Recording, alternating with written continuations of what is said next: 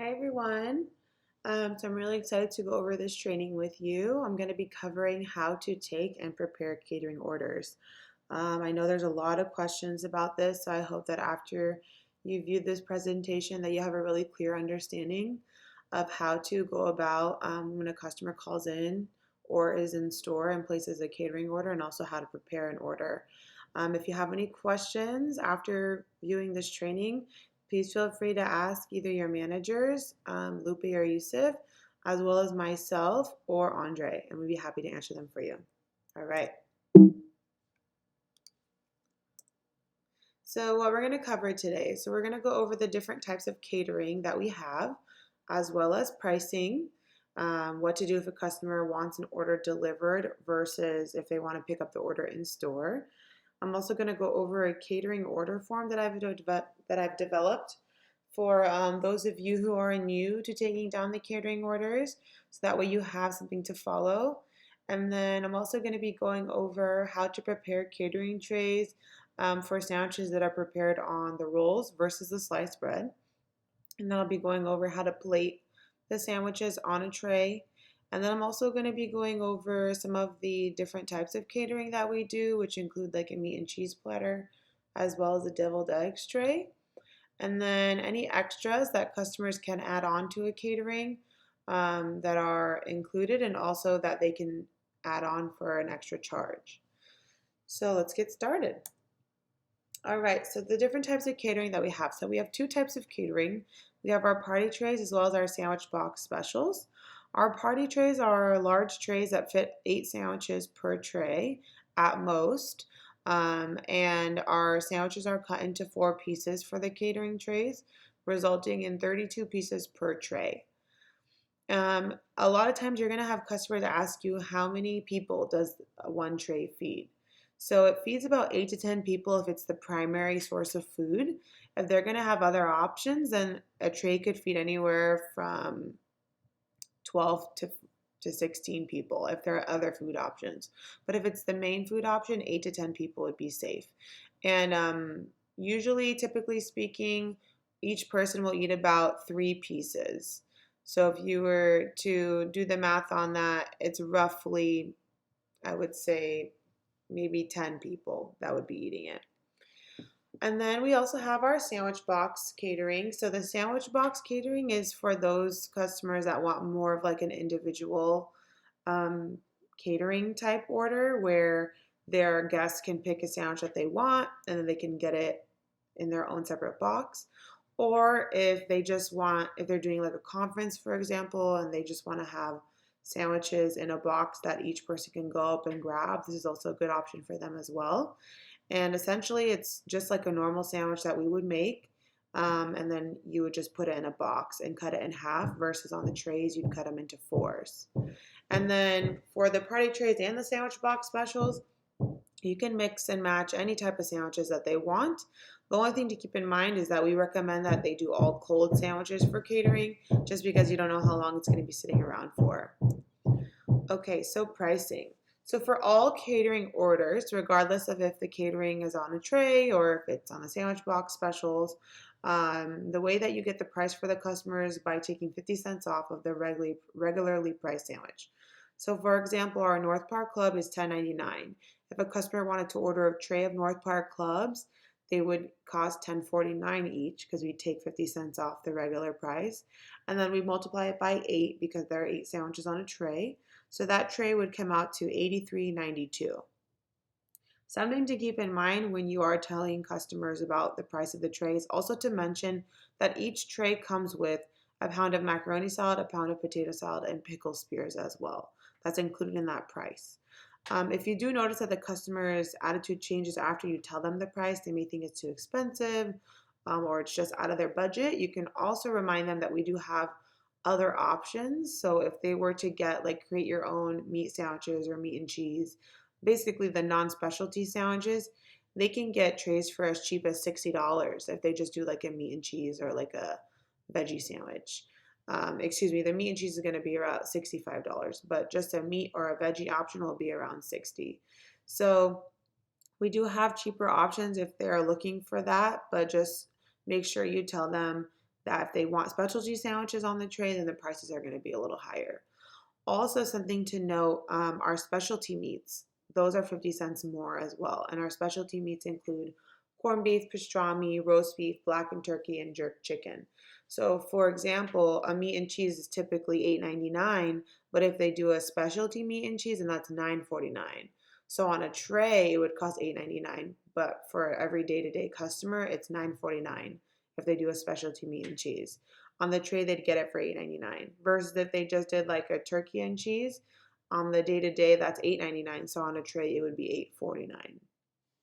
So just keep that in mind too when you're telling customers, because sometimes you'll tell them like, oh, you can get a meat and cheese and it'll cost around $65. But if they do a specialty meat and cheese, then it's going to cost more than $65. So just keep that in mind whenever you're going over pricing, especially because they will get upset if you tell them one price and then change it after they place their order. We want to be as accurate as possible when we're giving the prices. All right, so catering for delivery. So we do deliver orders over $100. They have to be $100 or more for us to deliver, and we only deliver within a 10-mile radius. There's a lot of information that you're going to have to gather for delivery. The first big piece is when is the order for and what time does it need to be delivered by? And then you're always going to need to get the customer's phone number, their name, and the address. And then if the person that's placing the order is not the contact person that you're going to need to reach when you're actually delivering the order, you also need to get that person's number, because you never know, once we deliver an order, like it might be at a park or at the beach, and we might have to contact the people.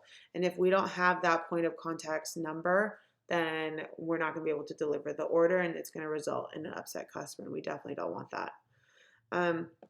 Something to keep in mind for catering orders that are for delivery, they must be paid in advance with a credit card. And if they're not, you have to let them know that they have to have a check or cash that they can give to us upon delivery. And we do not offer change, so make sure that you're very clear that they need to have the exact amount because we do not have change on us. We do that for safety reasons. So just make sure you're clear about it though, so that they know what to expect. It's always best to try to have them just pay over the phone with a credit card. It just makes everything a lot easier. But in the case that they do want to pay in person, just let them know check is fine or cash. But if they do pay cash, it does need to be exact because the driver is not going to carry change on them. So this is if we deliver the catering orders, we as in Fat Boys Deli. So before you can let the customers know whether or not we'll be able to deliver the order, you need to contact either myself or Dre.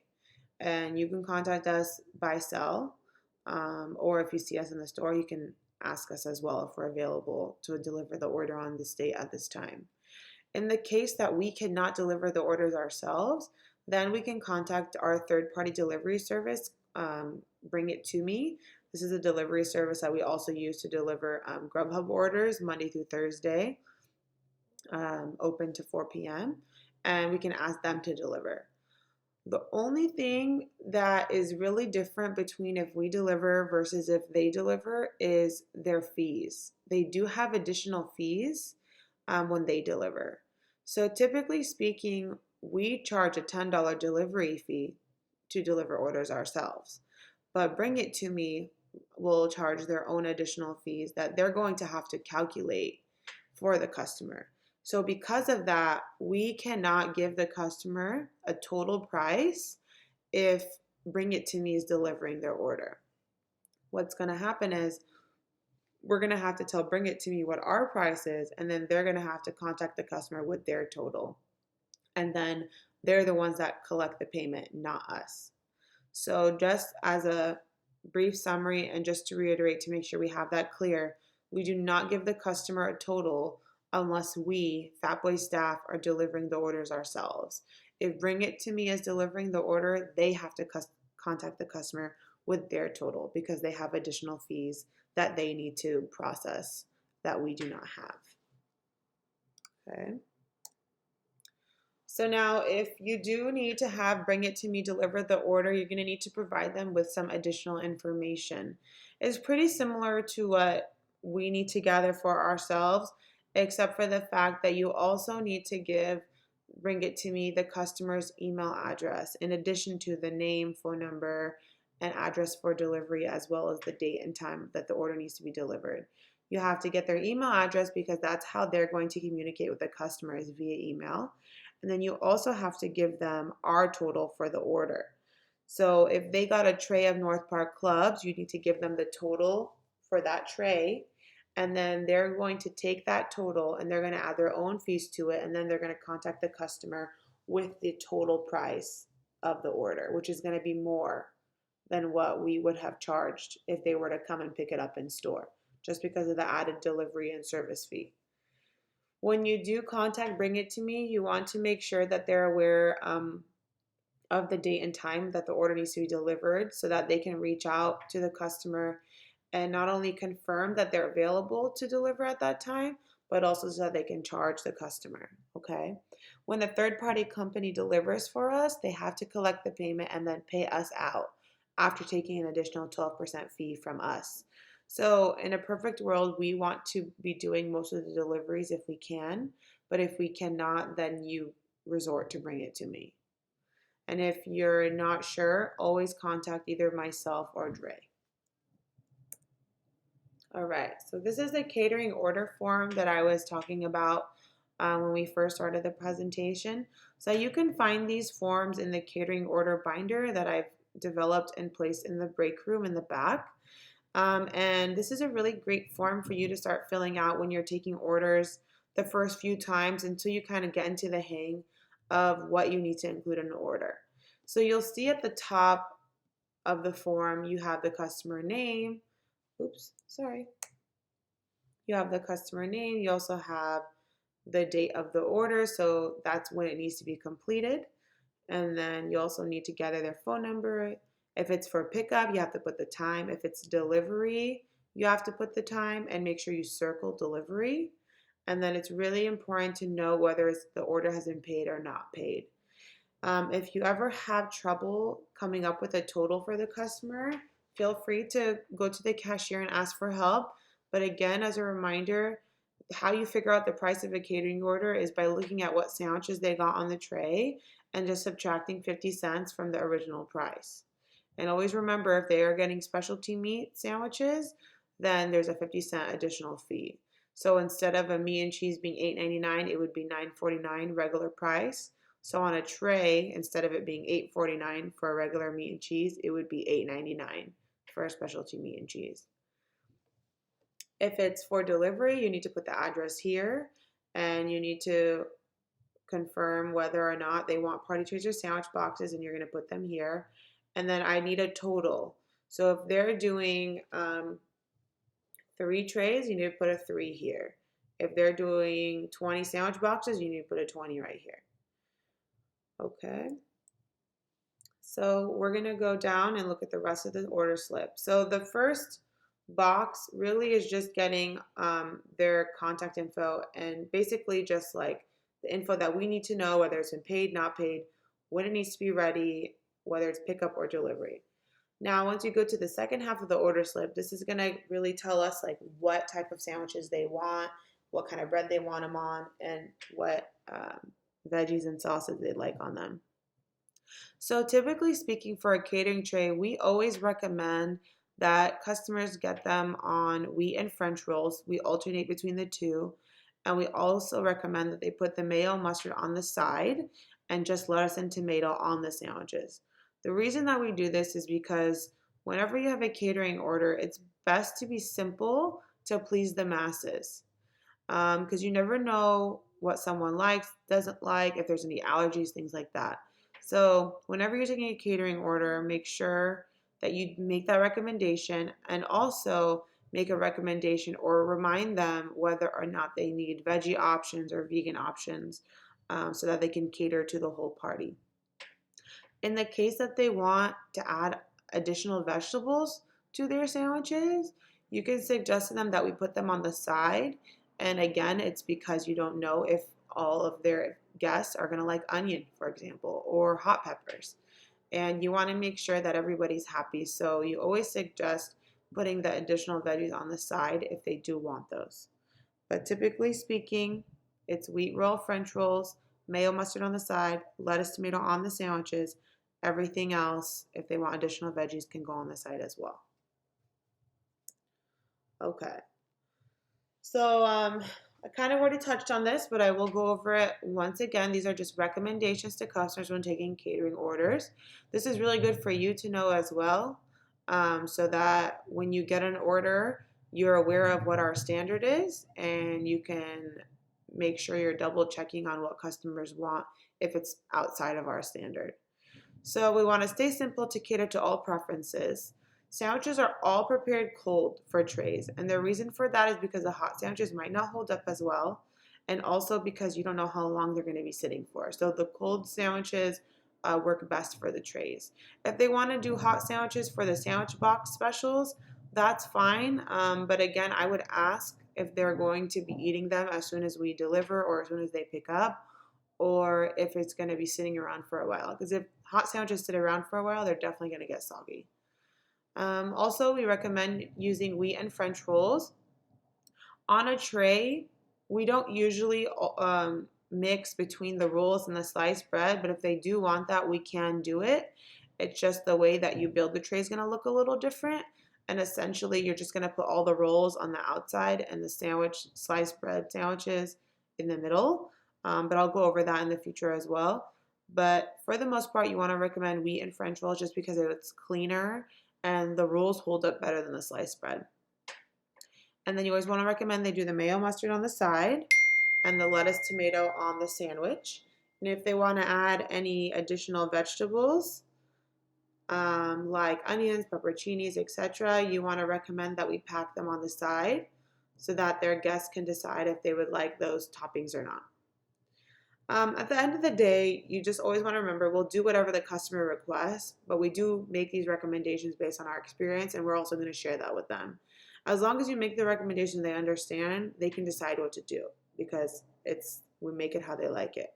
But we just make these recommendations because we want to make sure that we're doing our best to provide them with the information to maybe help them to make their decision on what they'd want on their trays. All right. So, making sandwiches for trays on rolls versus sliced bread. So, regardless of the bread type, sandwiches for a catering tray are cut into 4. For the rolls, you're going to do 3 straight cuts, resulting in 4 pieces. For the sliced bread, you're going to cut twice down the middle diagonally like an X so that you can get 4 triangular pieces. Whether the sandwiches are on a roll or sliced bread, you can only fit a max of 8 sandwiches on one tray. If the crusts are cut off sliced bread sandwiches, then you can fit 10 sandwiches on a tray.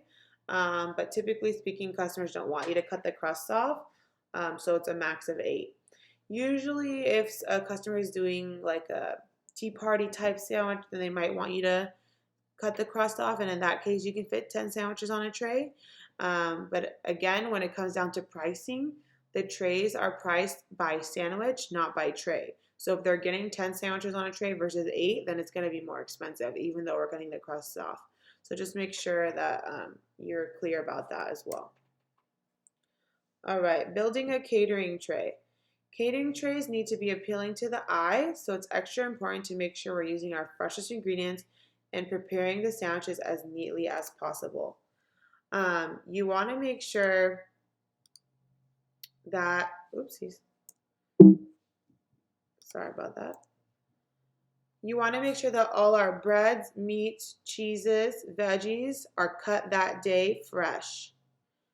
You don't want to use anything from the day before. The only time you would use something from the day before is if the sandwich artists cut meat and cheese for the catering tray specifically. But when it comes to like vegetables, like lettuce and tomato, or onion, if they decide to get onion on the side, that needs to be cut same day. The reason for that, not only we want to provide them with our freshest ingredients, but also a lot of times for a catering, they might have sandwiches left over. And if you're already giving them something that's a day old, then it's going to be 2 days old by the time they eat it the next day. And we don't want that. We want them to last. If it's on a roll, or on a sliced bread sandwich, you want to make sure that you're building our sandwiches the Fat Boys way.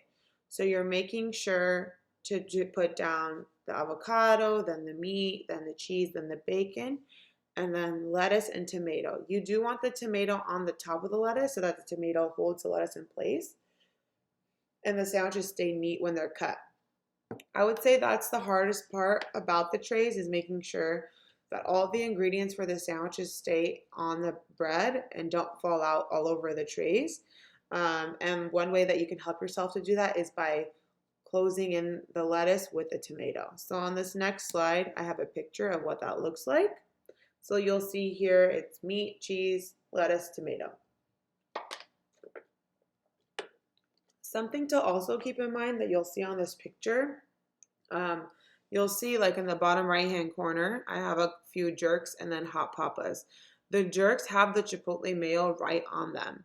So for sandwiches that come with a certain sauce or a certain veggie, we do put those right on them. Even though we recommend lettuce and tomato only, if a certain sandwich has a sauce or a veggie, we do put it on. For example, you'll see at the corner, there's a hot papas. You'll see that there's jalapenos on that as well. Whatever the sandwich comes with on the menu, you're going to put on the sandwich, regardless of if our standard is to just put lettuce and tomato. For example, if you're going to also make like the veggie delight, that comes with sprouts as well. So you'd put sprouts, lettuce, and tomato on the veggie delight. It's only the sandwiches that don't come with any veggies automatically that you would only put lettuce and tomato on, and then mayo mustard on the side. But for the jerk that comes with a sauce, you're going to put it on. You don't want to be heavy with the sauce though, just because it will get soggy. So just do a light amount, just enough for them to get the flavor. Okay. Okay. So now this is how you're going to build the trays. So after you've cut your sandwiches into 4, you're going to need to plate them. And how you plate them is you first grab the bottom of a catering tray. It's a black tray. And you're going to place down 1 piece of boar's head wax paper on the tray. So the piece of wax paper, it's not going to cover the whole tray, but it is going to cover a good amount of it. And you are going to have the corners sticking over the tray. That's okay. When you close it, the corners are going to be sticking out, but it's not a problem. We put the wax paper down so that it can hold any of the moisture that kind of spills down from the sandwiches in the case that like the tomatoes are soggy or whatever. And also just because it looks nice. So you want to always put down the piece of wax paper. You cannot forget that step. After you've put down the piece of wax paper, you're going to be alternating between the wheat rolls and the French rolls when you're building the trays. We do that because it looks nice and it's visually appealing to the eye to alternate between white and wheat. So there are 2 ways to build a tray. I'm going to be going over the way that we build it on the pictures that I provided on these slides. But then there's also another way that I can go over at the end so that you can kind of have an understanding of the 2 different ways that you can build a tray. So this first way that you build a tray is by taking out the 2 middle pieces of each sandwich roll and placing them around the outer edges of the sandwich, alternating between white and wheat. So at this point, you're going to have your sandwich. It's going to be cut into 4s. You're going to have an end piece, 2 middle pieces, and then another end piece, resulting in 4 pieces total that make 1 sandwich. So what you're going to do to build the outer edges of the tray is you're going to grab the 2 middle pieces of each sandwich and place them around the outer edge of the tray, alternating between the white and the wheat. Once all the middles are spread around the tray, then you're going to take the ends and you're going to start sticking them between the middle pieces of the sandwiches.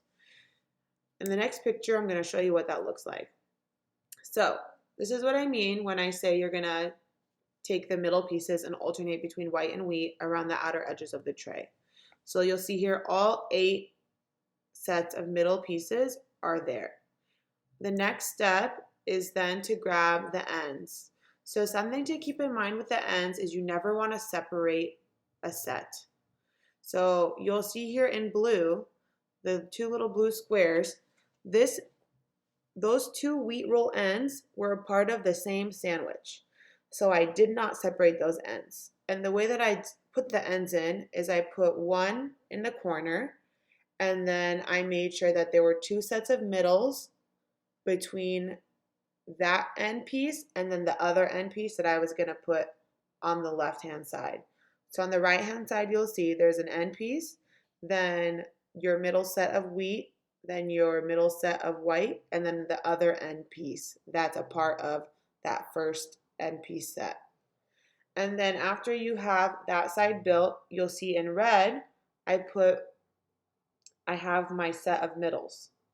You're going to skip that set of middles and then you're going to start again where the French roll is with the blue toothpick with an end.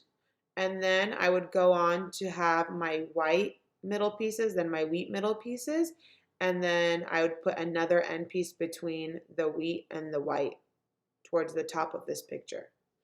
You'll see on the next slide what it's supposed to look like at the end. So essentially, starting with where the red squares are. So this red square that I'm moving my cursor over, where the wheat roll middles are, you'll see to the right of it, there's an end piece, and then there's two sets of middles, then an end piece. Then there's middles that I skip putting end pieces around, and then I put an end piece next to it, and then I have my two sets of middles, and then I have my end piece. So essentially, you're going to be using 3 sets of end pieces around the outer edges of the tray. So it's 6 sandwich pieces, resulting in 3 sets. So you're always going to have 2 ends that are facing against each other in the opposite direction, next to each other. So take a look at this picture just to make sure it's clear. And then on the next slide, you'll see that once you've gotten your 3 sets of ends around the outer edges, you're going to be left with 5 sets of sandwich ends to go in the inner circle. So what I do here, again, I do not separate the ends. So I'll alternate between the wheat and the French rolls. So I'll have 4 going in the inner circle middle. And then I have my one last piece that I'm going to stick right in the middle. So once you're done building your tray, this is what it should look like. So take a good look at it. So just to kind of summarize, we started off by using our middle sets, putting them around the edges. Then I had my 3 end sets that I spread around the outer edges as well, which left me with 5 sets of ends that I put all in the middle. 4 around the middle circle, and then 1 just right in the middle between the 4. All right. Once you're done plating the sandwich, then you're going to want to place the plastic cover over the tray and secure it. You need to hear a click when it's fully closed. Once it's closed, you're going to want to place a Fat Boy sticker in the center like you see in this picture. And then you're going to want to tape 4 edges to ensure the covers don't lift from the tray during transport. So you can kind of see it in this picture, but there's like ridges and then there's a flat piece right here. You're always going to want to tape where that flat piece is because the tape will hold better to that than the outer ridged pieces. Okay, so just as a final review, middle sets go all around the edges. Then you're going to have 3 end sets that you're also going to spread around the edges.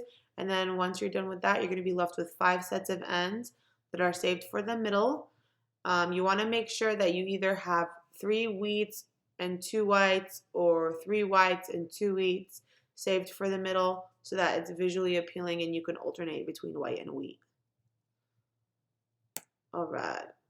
So for the sliced bread catering tray. So when it comes to a sliced bread catering tray, after you've cut them into 4s, you're essentially just going to be placing them next to each other around the outer edges and then going in the middle until you reach the very middle, kind of like a snake. So the way a snake would roll up, that's how you would be building the sliced bread sandwiches on a tray. Now let's say, I don't have a picture for this, but let's say you have a tray that has the rolls as well as the sliced bread sandwiches. What we would do in that case is we would grab all our rolls and place them around the outer edges, kind of like what this picture looks like here. All the rolls would go on the outer edge. And then in the middle, I'd put all my sliced bread sandwiches. So if someone were to do a tray that's half sliced bread, half rolls, it would need to be four of the rolls on the outer edge, and then all the middle pieces would be the sliced bread sandwiches. And sometimes they don't fit in the middle, all of the sliced bread sandwiches. So then there might be one sliced bread sandwich that you're going to be kind of squeezing in between the rolls on the outer edges. Again, we don't recommend having a tray that has both rolls and sliced bread, but in the case that you do, it would be the four rolls on the outer circle and then all the sliced bread sandwiches in the middle. And if you don't have room, then you're going to grab one sliced bread sandwich, which has four pieces, and then you're going to stick the four pieces between the kind of like the corners of the outer edge. Okay, so for a meat and cheese catering tray, the price on these varies by the types of meat and cheese that they get and also how much of it. So you typically speaking, when a customer wants to order a meat and cheese tray, you're gonna ask them what type of meat and cheese they want and how much of it that they want. On this tray, this is roughly about 2 pounds of cheese and 2 pounds of meat, and they alternated between some of our salamis and capicola and then mortadella, and then I see pepper jack and cheddar here. You can build it however they like, if they want cubes, if they want flat slices, whatever they like, it's up to them. The price of the trays are going to be dependent on the weight of the meat and cheese as well as labor costs. So typically speaking, a tray like this takes about an hour to make. And at this point, the labor for that would be around $13. So it would be the price of the meat and cheese by the pound plus $13 for that hour. In the case that you do get a meat and cheese platter, you would not be the ones to price that. The cashier would. And the cashier would most likely call either myself or Dre to ensure what that price would be for that tray. Okay, then we also have our deviled eggs that we cater. So we have regular deviled eggs and we have bacon deviled eggs. For each tray, you can fit 46 halves on a tray. So that's 23 whole eggs, but 46 halves. A regular tray of deviled eggs costs $44.99. If they want the bacon deviled eggs, then it would cost $51.99. All right, extra included. So as I mentioned before, each tray comes with 1 pound of macaroni salad and 1 pound of potato salad. And then for the mayo and mustard packets on the side, each sandwich on a tray comes with 2 packets of mayo and 2 packets of mustard. So since there are 8 sandwiches on a tray, each tray you'd have to put 16 packets of mayo and 16 packets of mustard on the side. So now I'm going to ask you a question. How many packets of mayo and mustard would you need for 3.5 trays? So if for one tray you need 16 packets of each, then how many would it be for 3.5?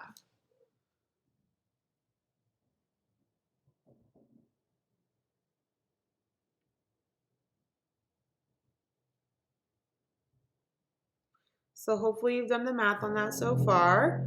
But I'm going to tell you what it is now. So it'd be 56 packets of mayo and 56 packets of mustard. And the way that you can figure that out is just by multiplying 16 times 3.5, which gives you 56. So each tray comes with 16 packets of mayo, 16 packets of mustard. And if they want 3.5 trays, then it'd be 56 of each.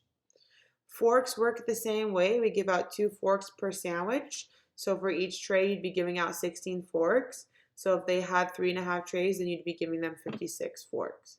For napkins, we give 3 napkins per sandwich. So for each tray, they would get 24 napkins. So you would just need to do a little math if you have multiple trays.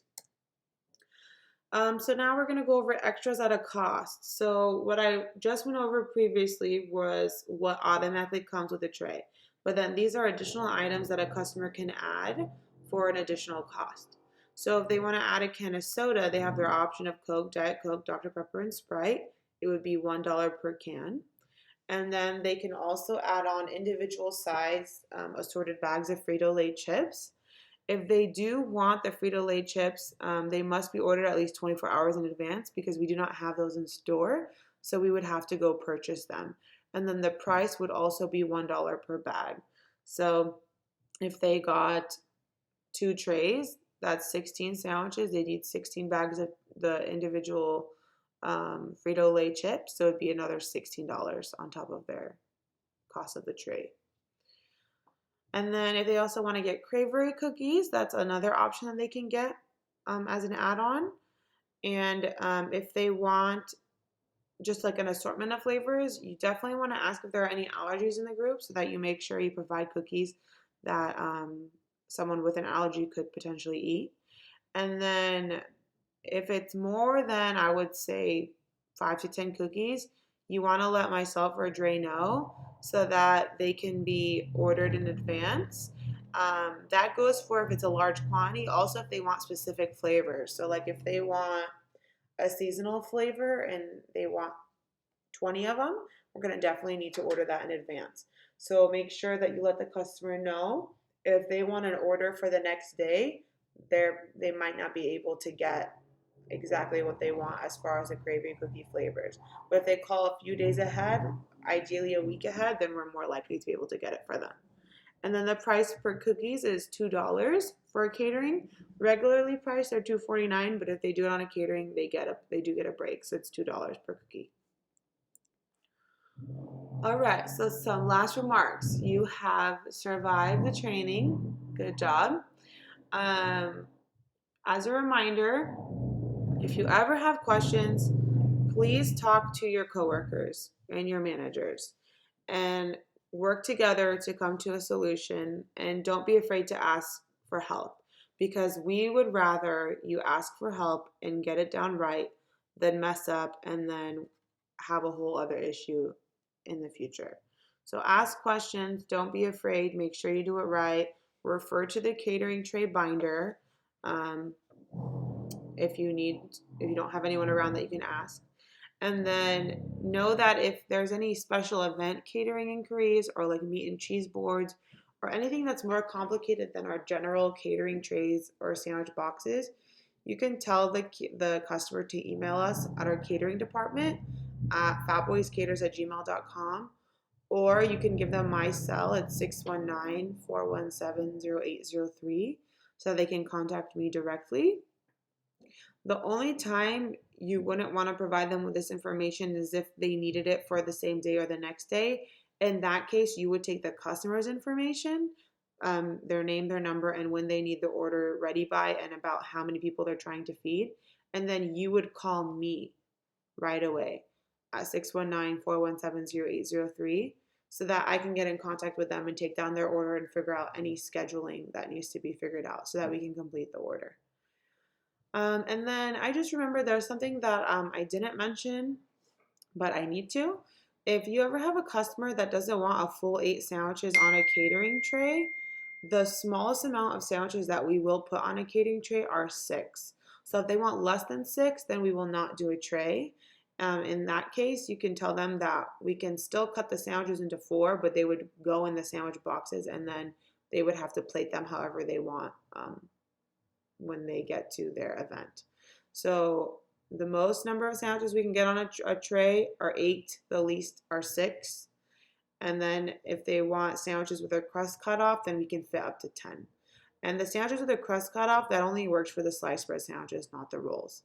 So just make sure you're saying all these little details with them and answering any questions they may have so that they know what to expect and they're also getting what they paid for. Okay. Again, if you have any questions, please contact me, Bridget. You can either text me, call me, or ask me in person.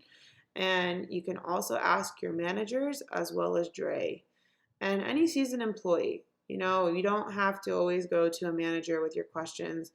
A lot of times, everybody knows what's up and everybody is there to help you. So ask your peers. They sometimes will even know more than us. So we can all learn from each other and we can go to anybody with questions. And I hope that you too, once you are comfortable with taking catering orders and completing catering orders, that you can then also answer questions that maybe the new hires have. All right, thank you guys so much. I'm going to be sending you all a follow-up to the training. It's a Google form that I'll be asking you to fill out to ensure that you understand how to take a catering order as well as how to prepare the catering order. And when I send that to you, you'll also be receiving a due date of when that needs to be completed by.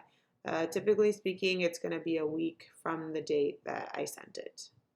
All righty. Thank you guys.